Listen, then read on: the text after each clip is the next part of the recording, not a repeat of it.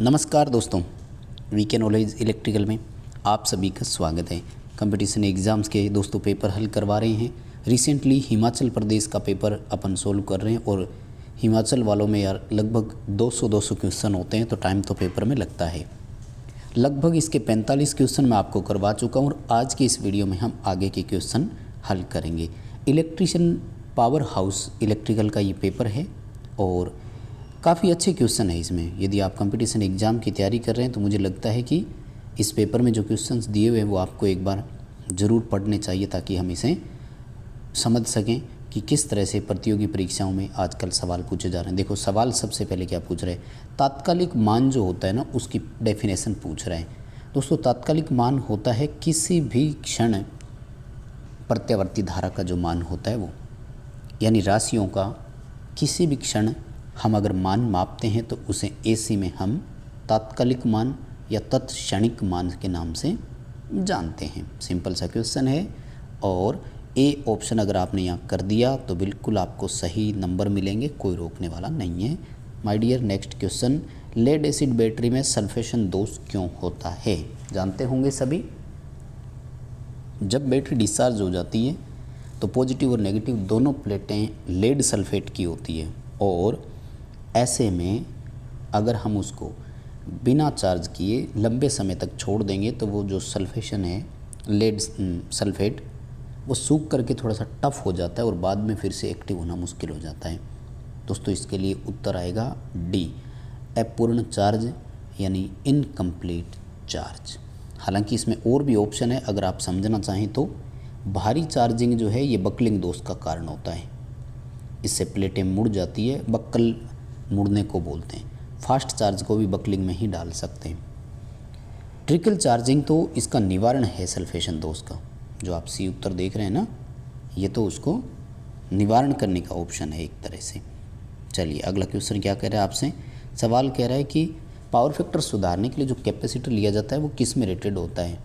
बहुत simple question है और इसके लिए उत्तर आएगा आपका डी, kVAR यानी किलो वोल्ट एम्पियर रिएक्टिव में। इसे स्टैटिक कैपेसिटर भी बोल सकते हैं, ध्यान रखना। सामान्य कैपेसिटर जो होता है वो फेराड में होता है और पावर फैक्टर सुधारने के लिए जिस कैपेसिटर का यूज करते हैं वो kVAR में, किलो वोल्ट एम्पियर रिएक्टिव में होता है। और कितने kVAR की ज़रूरत पड़ेगी अगर आपको ये फाइंड आउट करना हो तो ध्यान रखें, जितना इंडक्टिव kVAR होता है उतना ही कैपेसिटिव kVAR होता है। किसी भी क्वेश्चन में जब क्वेश्चन में आंकड़ा आ जाए ना तो फिर आपको सीधा सपाट उसका उत्तर कर देना है कि देखो kVAR कितना है और करो उत्तर कितना हो सकता है। आगे देखो भाई, विद्युत परिपथ और चुंबकीय परिपथ में तुलना कर रहे हैं, कौन सा पॉइंट डिसिमिलर है, यानी ऐसा कौन सा है जो समान नहीं है। देखो एक एक चीज़ें अगर आप पढ़ते हैं तो साफ साफ नज़र आ रहा है, EMF MMF दोनों सेम है, रेजिस्टेंस रिलक्टेंस दोनों सेम है, परमियंस कंडक्टेंस दोनों सेम है। जो फ्लक्स है वो धारा प्रवाह के जैसा नहीं है दोस्तों, फ्लक्स जो है वो केवल करंट के जैसा है। एक्चुअल में करंट फ्लो के लिए अगर आप जाएंगे ना तो फिर आपको मैग्नेटिक लाइन ऑफ फोर्स के साथ जाना होगा, यानी चुंबकीय बल रेखाएं जो है वो विद्युत धारा के जैसी है। अगर आपको कंपैरिजन करवाना है देन आपका यही ऑप्शन रहता है, फ्लक्स धारा के जैसा और धारा प्रवाह को अगर आप मिलाना चाहेंगे तो चुंबकीय बल रेखाएं आपको उत्तर करना होगा। चलिए अगले सवाल की तरफ बढ़ेंगे और क्वेश्चन नंबर देखो 50 और 51 आपके सामने एक साथ हैं। 50वां सवाल कह रहा है कि 4 अगर वैलेंसी इलेक्ट्रॉन है तो परमाणु को क्या कहेंगे?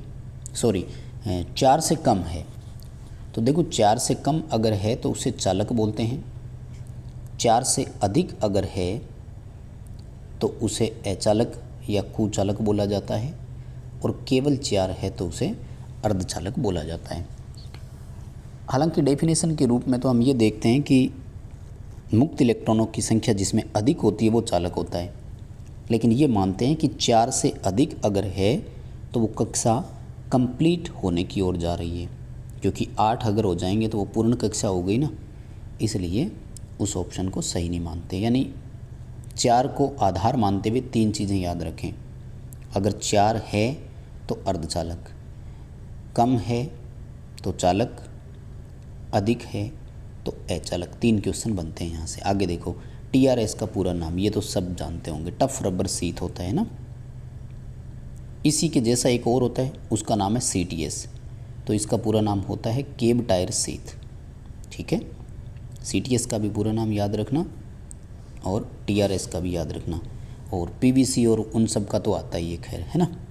आगे देखो, पावर सब सर्किट है, आउटलेट पॉइंट कितने होने चाहिए? तो पावर सब सर्किट में 2 पॉइंट होने चाहिए।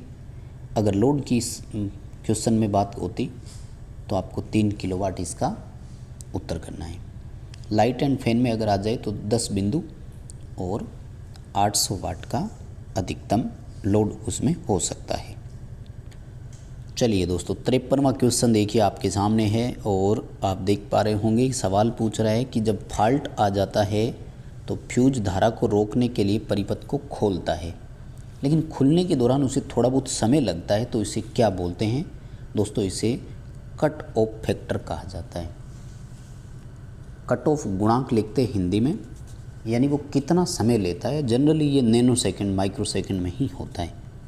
यानी जैसे ही फ्यूज मान लीजिए एक 6 एम्पियर रेटिंग का था, शॉर्ट सर्किट हुआ और करंट जैसे ही 6 एम्पियर के से आगे की तरफ गई, अब करंट भी तो हायर रेटिंग से बढ़ रही है ना, और 6 एम्पियर से बढ़ करके मान लीजिए कि अचानक ये 60 एम्पियर हुई थी, और इस दौरान मान लीजिए एक फ्यूज़ में 3 माइक्रो सेकंड का टाइम लगना था, और मान लेते हैं कि ये जो 60 एम्पियर है ये 2.99 माइक्रो सेकंड में ही हो गई, तो ये जो 60 एम्पियर रेटिंग है ना, एक तो ये फ्यूजिंग करंट कहलाएगा, और एक जो ये 3 माइक्रो सेकंड का समय ले रहा है, इसे हम कहेंगे इसका कट ऑफ गुणांक कितना है। ठीक है, अगला सवाल देखो। 54वां क्वेश्चन कह रहा है कि छत में शॉर्टकट रास्ते में किस प्रकार की वायरिंग में सबसे कम घुमाव की आवश्यकता होगी? देखो, कंसील्ड वायरिंग जो होती है ना, इसमें बैंड वगैरह की कम आवश्यकता होती है, क्योंकि ये छत के निर्माण के साथ साथ ही की जाती है, इसलिए जहाँ ज़रूरत होती है वहीं से हम उसको क्या करते हैं, स्टार्टिंग में ही थोड़ा सा एडजस्ट कर लेते हैं, तो सबसे कम इसी में माना जाएगा। ठीक है, कंसील्ड ही करना है, गुप्त वायरिंग बोलते हैं हिंदी में इसको, छत निर्माण प्रक्रिया के साथ साथ होती है। आगे देखो, सवाल क्या पूछ रहे हैं कि आपको 6 mm व्यास का स्क्रू लगाना है, उसके लिए होल कितने का होना चाहिए? देखो, अगर पेंच 6 mm का लगेगा ना, तो होल उससे थोड़ा छोटा होना चाहिए। सैंक स्क्रू की बात कर रहा है। सैंक वाले में क्या होता है कि थ्रेड, मतलब पीछे की तरफ उसमें कोई अपन को एक्स्ट्रा बोल्ट वगैरह नहीं लगाए जाते, केवल उसकी थ्रेड ही उसमें टाइट होती है, तो वो क्या 2 mm की थ्रेड खुद बनाता है जब कसा जाता है ना उस दौरान, तो होल 4 mm का होगा, बाकी एडजस्टमेंट वो है वो खुद के द्वारा ही किया जाता है। 56वां क्वेश्चन देखो, जो इलेक्ट्रिक केटल होती है उसमें सोल प्लेट का उद्देश्य क्या है? सोल प्लेट होती है दोस्तों सबसे नीचे का भाग, ठीक है, और या मान लीजिए केटल की बात करें कि जिसमें अपन पोर्शन को, चीज़ों को रख रहे हैं, वो है मान लीजिए किसी भी बर्तन वगैरह, बर्तन रखेंगे ना केटली में, उसको मान लीजिए, तो जो सोल प्लेट है वो उसके ठीक ऊपर हीटिंग एलिमेंट होता है। अब हीटिंग एलिमेंट डायरेक्ट बर्तन के टच में आ सकता था, इसलिए बीच में सोल प्लेट लगाई, तो वो सोल प्लेट डाल दी, तो क्या है कि अपन बर्तन को हीटिंग एलिमेंट के नज़दीक ला सकते हैं। डी ऑप्शन सही है यहाँ पर, अवयव को बर्तन के निकट संपर्क में रखना, क्योंकि एलिमेंट के सीधा टच तो होगा नहीं, बीच में सोल प्लेट आ गया। अगला सवाल देखो, वेट ग्राइंडर में किस प्रकार की मोटर होगी? वेट ग्राइंडर को हिंदी में गीला ग्राइंडर बोलते हैं।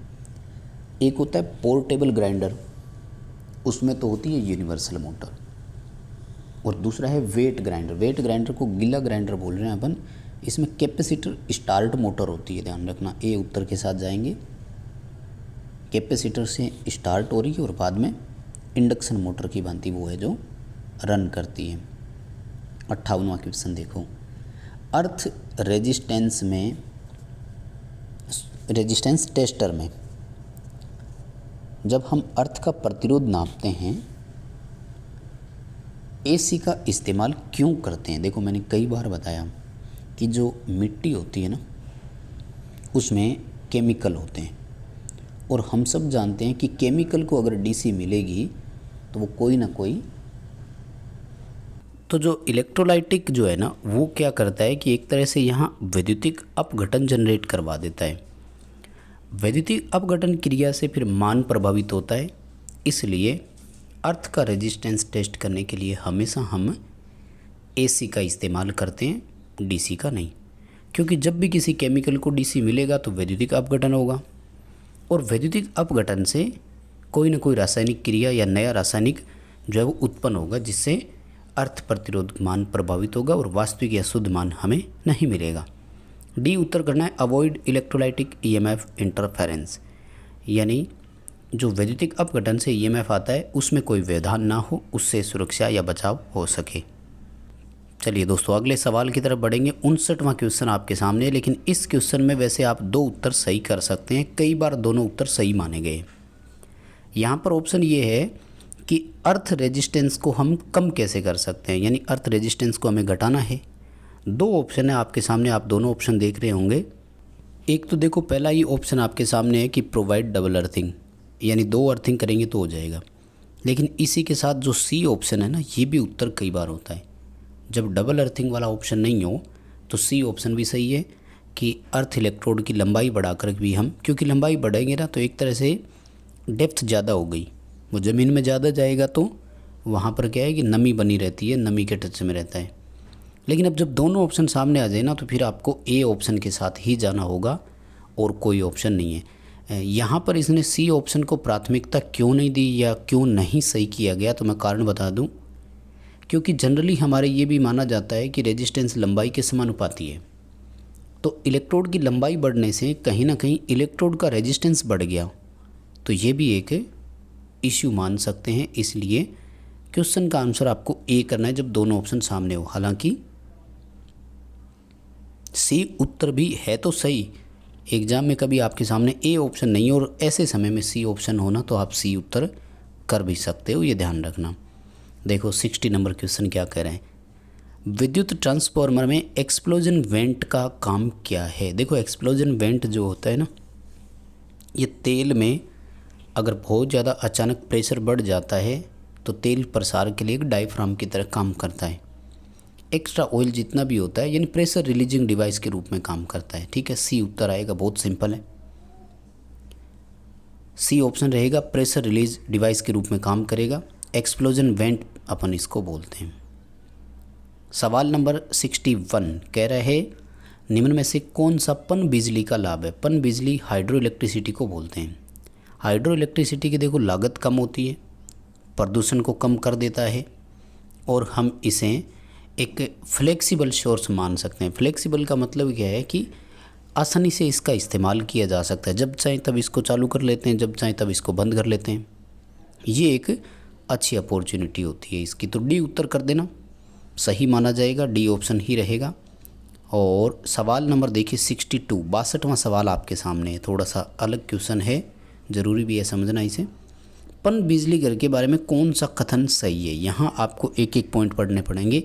सबसे पहला देखो कि ये बहुउद्देशीय होते हैं यानी मल्टीपर्पज़ होते हैं, और ये बिल्कुल सही है। मल्टीपर्पज़ का मतलब है आप इसे टेम्परेरी यूज़ करना चाहें तो भी कर सकते हैं, कंटिन्यू यूज़ करना चाहें तो भी कर सकते हैं।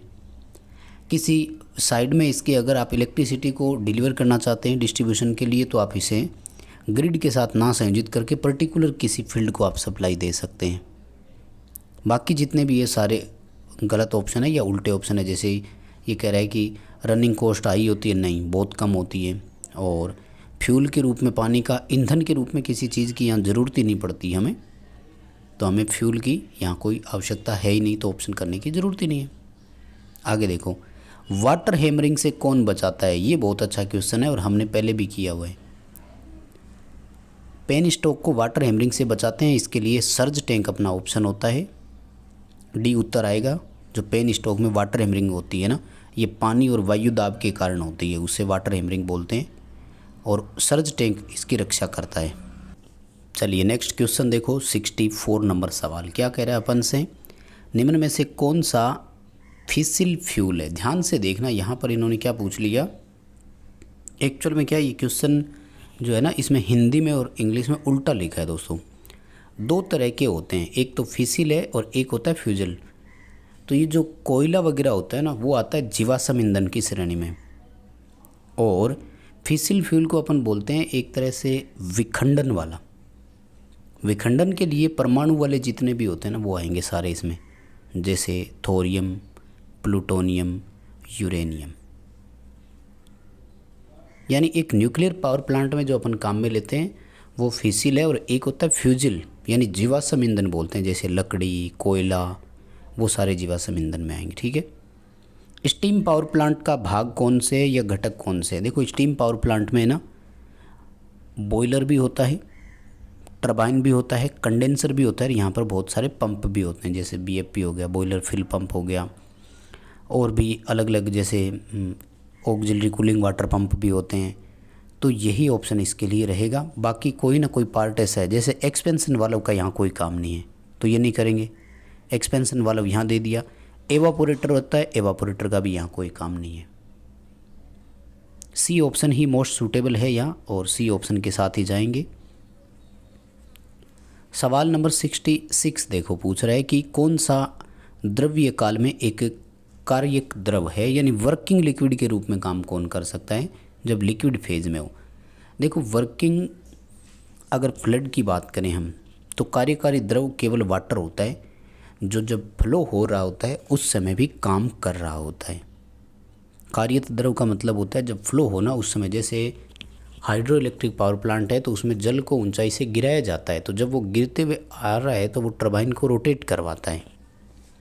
वाष्प की यदि मैं बात करूं तो जब वो पाइप में बॉयलर से होते हुए पाइपों के थ्रू आती है, टरबाइन तक आती है, तो उस दौरान उसका कोई काम नहीं होता है, जब वो टरबाइन पर आती है तभी काम होता है। ए ऑप्शन करेंगे इसमें, जल वाला पानी वाला ऑप्शन बिल्कुल सही है।